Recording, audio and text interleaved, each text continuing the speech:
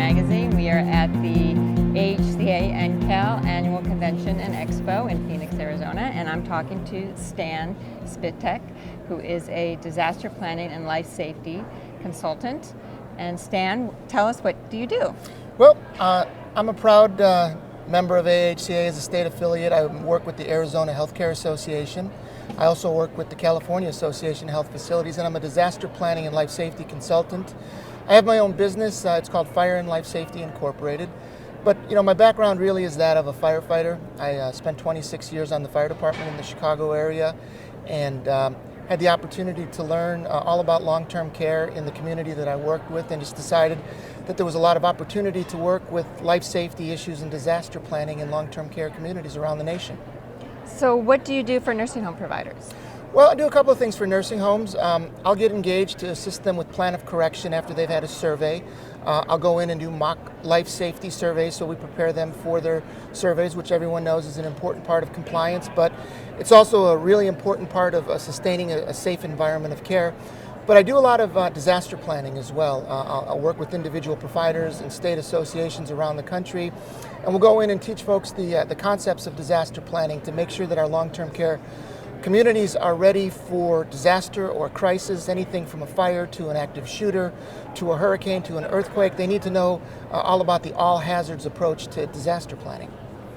What do you think is the most important thing for nursing home providers to know about disaster planning? That's a great question, because the trend in disaster planning in healthcare, particularly in long-term care, is focused on what we know as the Incident Command System, or ICS. It's the same type of system that's utilized by fire, EMS, police when they manage these large-scale disasters. And it's time that providers themselves understand the language, understand the scope, the concepts of incident command. So I've been training long-term care providers around the country, from Rhode Island to California and different states, the concepts so that when they've got to deal with an emergency, they're handling and managing the emergency the same way that the local community is managing as well. That's great. Yep. And so what do you think are, talk about some of the trainings that you do in the incident command. What exactly do you do? What are the...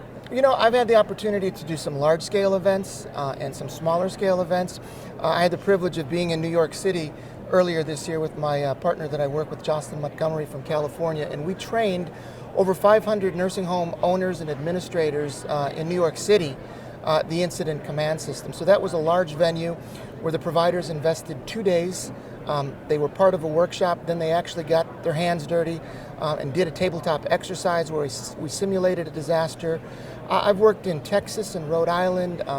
We're scheduled to do some work up in North Dakota. In California, we do a lot of work getting the providers ready for the types of disasters that they could have out there. Here in Arizona, we deal with wildfires. So the whole concept of disaster planning today in the nursing home world, or any element of healthcare, is just be ready for all hazards. Anything that can happen, you're not going to specifically know, but if you utilize an all hazards plan that's based on the incident command system, then we're going to be able to manage the emergencies.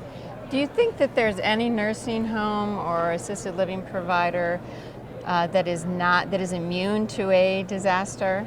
No, because we know that the emergencies or the disasters, they don't have to be a full-scale Katrina level event. I mean, there was a terrible incident that happened in North Carolina back in 2009 where an active shooter came in a small, quiet, rural nursing home and wreaked havoc on the facility, to fires that have happened in facilities. So particularly when you think of the scope and the severity of the folks that are in a long-term care facility, it's basically a microcosm of our society, and all of the emergencies that can happen in an apartment building, in a neighborhood, can happen in that small, tight-knit community as well.